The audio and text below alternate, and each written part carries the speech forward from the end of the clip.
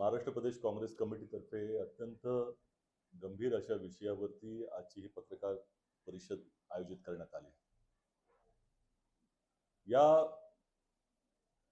महायुती सरकारच्या कालावधीमध्ये जी बेफिकिरी प्रशासनामध्ये दिसते,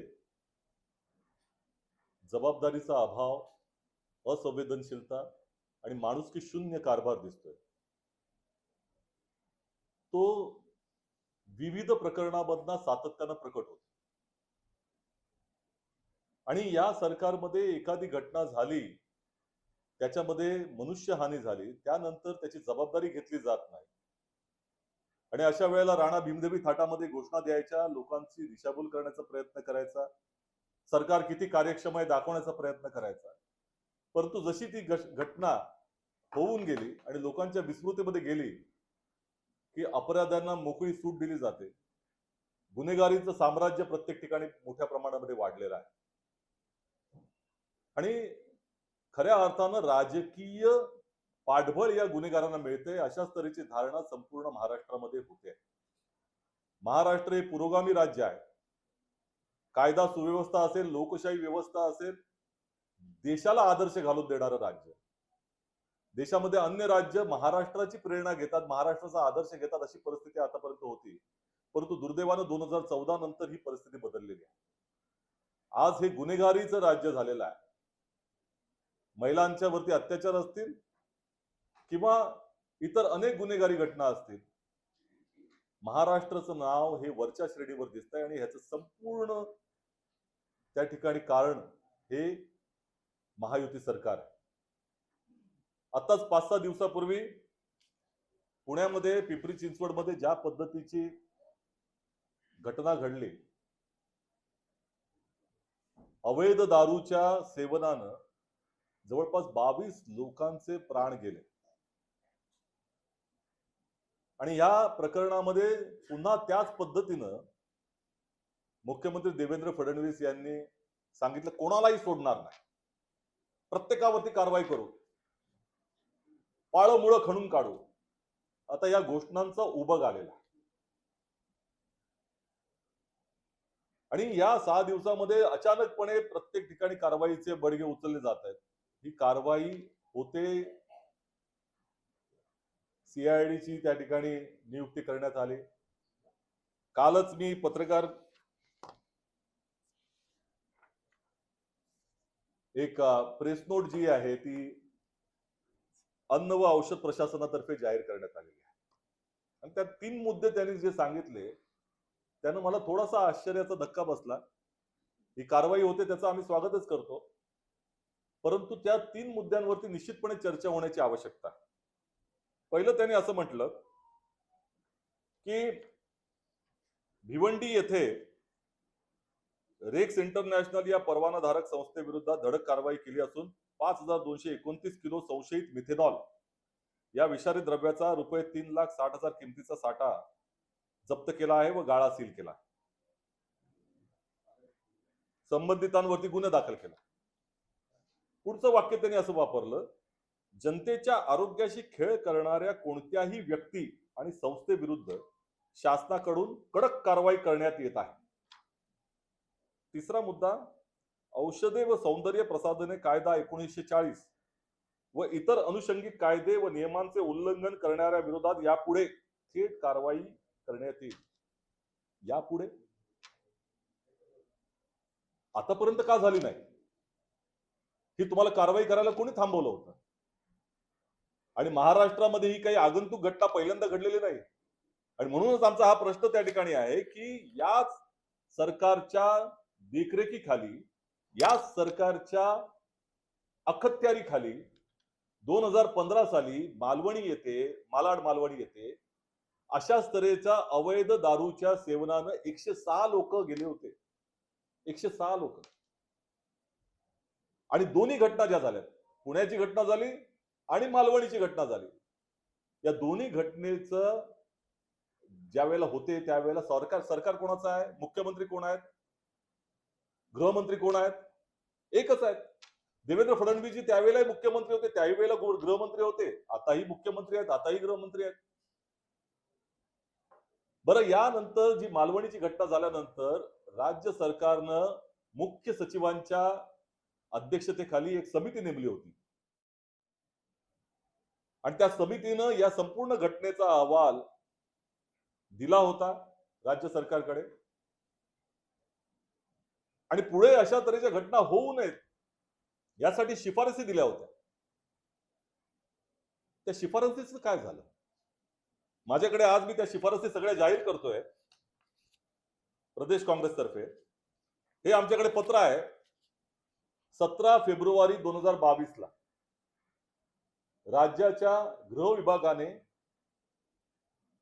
संपूर्ण महाराष्ट्र सरकारमधील विविध विभागांना पत्र लिहून 21 ज्या शिफारसी या समितीनं मालवणीच्या घटनेनंतर मुख्य सचिवांच्या अध्यक्षतेखाली नियुक्त केलेल्या समितींच्या शिफारसी या सगळ्यांना पाठवल्या आणि यावरती काय कारवाई केली याचा अहवाल मागितला होता. या शिफारसी आजही आपल्या सगळ्यांसमोर उपलब्ध आहेत. राज्य सरकारच्या प्रत्येक विभागाकडे आहेत आणि या 21 शिफारसी जर तुम्ही त्याचा अभ्यास केलात तर त्यांनी प्रत्येक विभागाला हे पाठवलेले आहे. म्हणजे महसूल व वन विभाग, सार्वजनिक आरोग्य विभाग, सामाजिक न्याय विभाग, वैद्यकीय शिक्षण व औषधी द्रव्य विभाग, पोलीस महासंचालक महाराष्ट्र राज्य, कारण हा गुन्हेगारीचा विषय संबंधित आहे, त्यांना पाठवले. आयुक्त अन्न व औषध प्रशासन फूड अँड ड्रग्सला डिपार्टमेंटला पाठवले, ज्यांच्यावरती आता आपण पाहतोय त्यांची प्रेस नोट, त्यांच्या कारवाई बघतोय आता. राज्य उत्पादन शुल्क एक्साइज विभागाला हे पाठवलेलं आहे.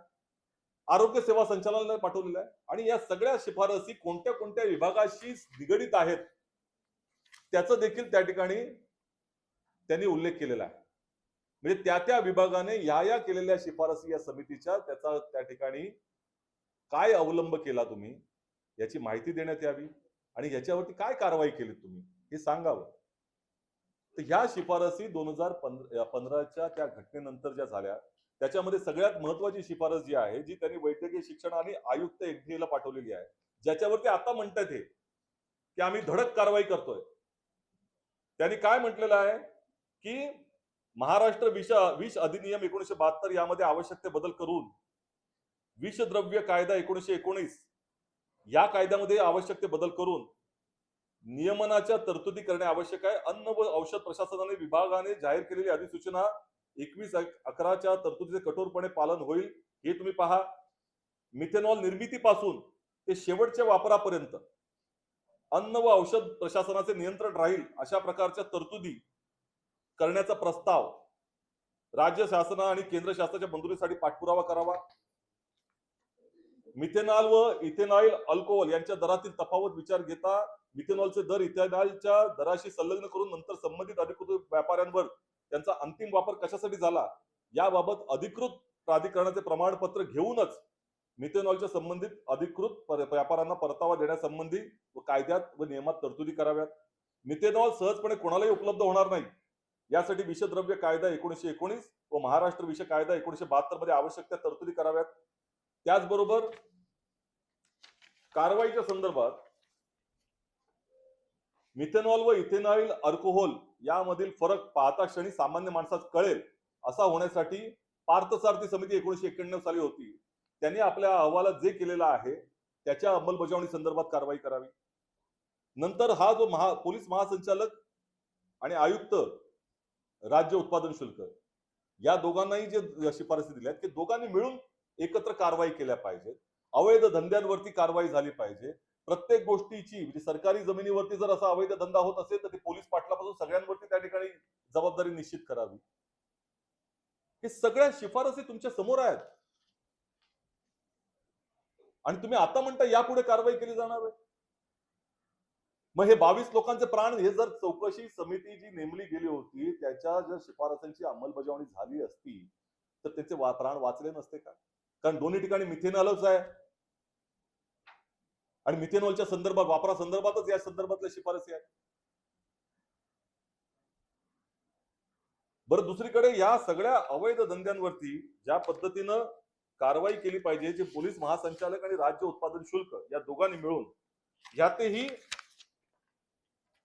सगळ्यात जे आदेश आले होते की अवैध गावठी दारू निर्मिती केंद्रांवर संयुक्त कारवाई झाली पाहिजे, दोघांनी मिळून माहितीची देवाणघेवाण झाली पाहिजे. या राज्य उत्पादन शुल्क आणि पोलीस विभागामध्ये उपलब्ध कायदेशीर अधिकारांचा वापर झाला पाहिजे. विशेष संयुक्त मोहीम हाती घ्या तुम्ही. स्थानिक पातळीवरती जबाबदारी निश्चित करा. निर्मिती ते वाहतूक साखळी, म्हणजे जिथपासून निर्माण झाला मिथेनॉल तिथपासून वाहतूक साखळीपर्यंत तुमच्या प्रत्येकाच्या त्या ठिकाणी नियंत्रण हे एफडीएचं आणि यांचं असलं पाहिजे. आता वस्तुस्थिती ही आहे की काल जवळपास जी माहिती आता कालपर्यंत आहे 26 अधिकाऱ्यांचं निलंबन केलं आहे. सगळे खालच्या दर्जाचे अधिकारी आहेत. आमचा प्रश्न असा आहे की पुणे विभागीय भरारी पथक होतं डीडीसी स्क्वॉड, त्याने काय केलं? ज्या पद्धतीनं हे जे 3 जे आरोपी सापडलेत, योगेश वानखेडे, कर्नल सिंग विरखा, राधेश्याम प्रजापती, आजवर आमची अपेक्षा आहे की हे संपूर्णच्या शिफारशीच्या अनुषंगानं हे जे अट्टल गुन्हेगार आहेत त्यांच्यावरती कारवाई काय झाली? किती लोकांवर गुन्हा दाखल अगोदर झालेला आहे? म्हणजे हे तुमच्या निदर्शनास आले नव्हते एवढ्या वर्षामध्ये ही मंडळी काय करतायत ती? 40 वर्षापासून पुण्यामध्ये त्या ठिकाणी हातभट्टीचा धंदा अवैध स्वरूपात चालू आहे. तुम्हाला दिसला नाही तो?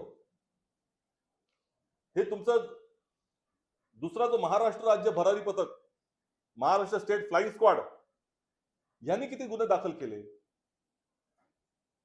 म्हणजे या संपूर्ण विभागाची चौकशी करण्याची आवश्यकता आहे. खालपासून वरपर्यंत प्रत्येकाला तिथं अवैध धंदा चालू आहे याची माहिती होती, हे आम्ही ठामपणे सांगतो आहोत. त्याच्याकडे जाणीवपूर्वक दुर्लक्ष केलं गेलेलं आहे.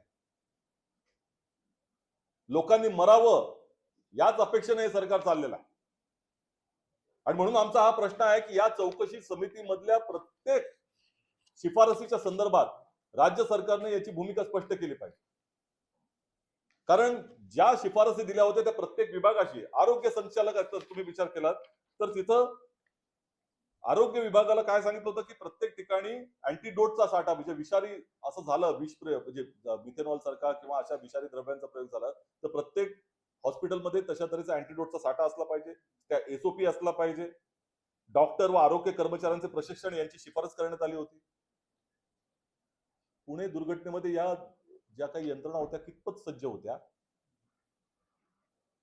म्हणजे ज्या पद्धतीनं ह्या सर्व विभागांनी याकडे दुर्लक्ष केलंय याचा अर्थ राज्य सरकार प्रत्येक विभागामध्ये सपशेल अपयशी ठरलेला आहे. आणि यापेक्षा अतिशय गंभीर बाब कुठली असू शकत नाही.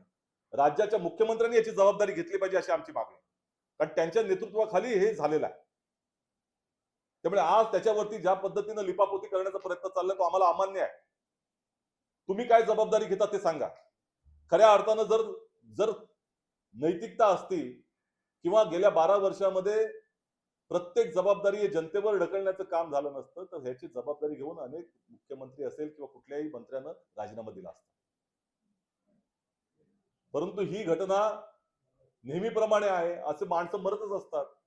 याच भूमिकेमध्ये त्यांचं सरकारचं चाललेलं आहे.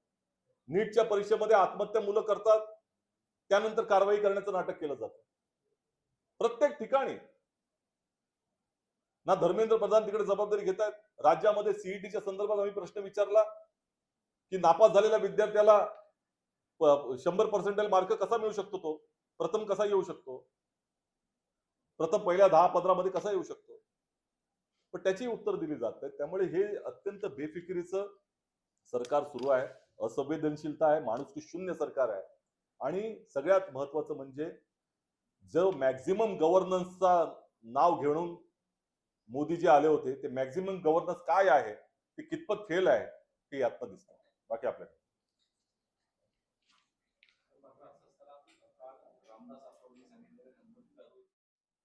आता त्यांनी जो मत मांडलेलं आहे त्याच्याबद्दल सरकारनं काय म्हटलं हे महत्वाचं आहे ना. सरकारनं उत्तर द्यावं त्याचं.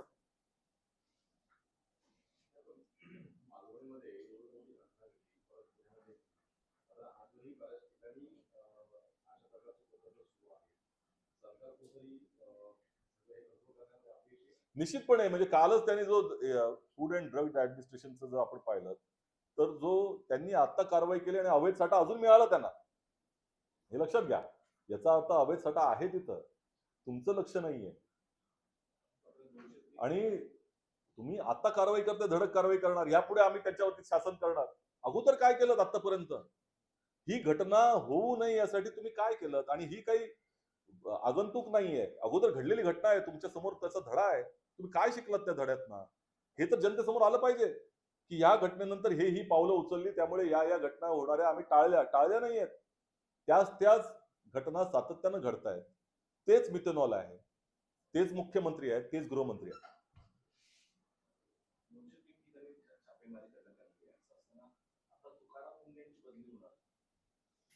आता त्या संदर्भामध्ये मला असं वाटतं, की खऱ्या अर्थानं या सरकारमध्ये काम करणाऱ्या लोकांना थांबवलं जातं, एवढं निश्चित आहे.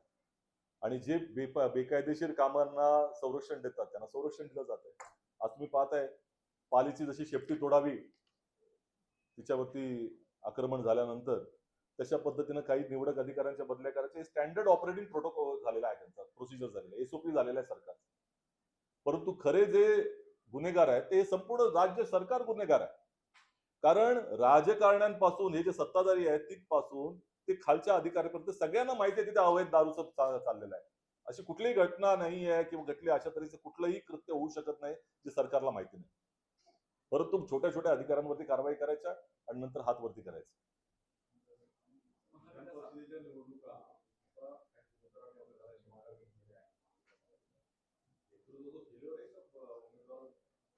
असं आहे की या देशाच्या लोकशाहीवरती आक्रमण किती गंभीर आहे हे निश्चितपणे यातनं दिसतंय. आणि हे गेले 12 वर्ष पाहतोय आपण. ही काही आगंतुक घटना नाही. विविध निवडणुकांमध्ये हे आपण पाहिलं, आमदारांना फोडणं, आमदारांची मतं पळवणं, त्याच्यासाठी दबाव आणणं किंवा आमिष दाखवणं. आज ज्या पद्धतीनं सगळ्यात जगातली श्रीमंत पक्ष जो आहे तो श्रीमंत पक्ष त्याच सामदाम दंडभेदाचा वापर करतोय आणि आमिष दाखवली जात आहेत, ही निश्चित आहे. आमच्याकडच्या 2 लोकांवरती आम्ही कारवाई केलेली आहे. त्यांचं निलंबन केलेलं आहे. आणि त्यामुळे पक्ष शेवटी या लोकशाहीवरच्या आक्रमणाचा मुकाबला करत राहणार आहे, याच्यात काही शंका नाही.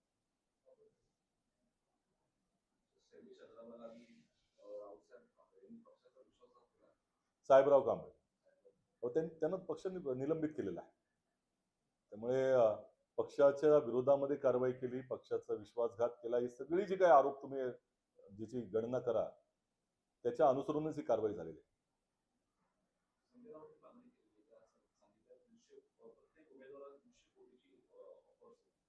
आता एक खोक्याचं सरकार आहे. 50 खोके एकदम ओके जे म्हटलं गेलं त्याचं प्रतिरूप आपल्याला सगळीकडे दिसतंय. आज राज्य सरकार ज्या पद्धतीने चाललंय तेव्हा केवळ ह्या पैशाच्या जीवावरती राजकारण त्यांचं चालू ठेवणं ह्याच मूल्यातून चाललेलं आहे. सगळी नैतिक मूल्य त्यांनी बाजूला ठेवलेली आहेत. राजकारणाचा स्तर खाली आणलेला आहे आणि अत्यंत भ्रष्टाचाराला शिष्टाचार बनवण्याचं काम यांनी केलं.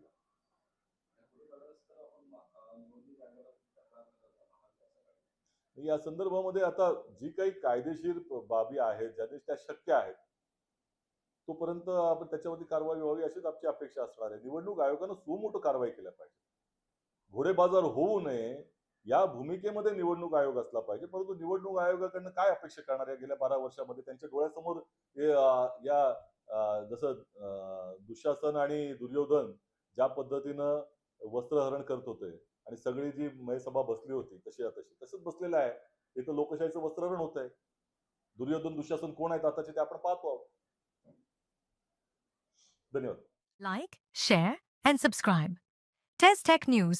Stay tuned for the latest updates.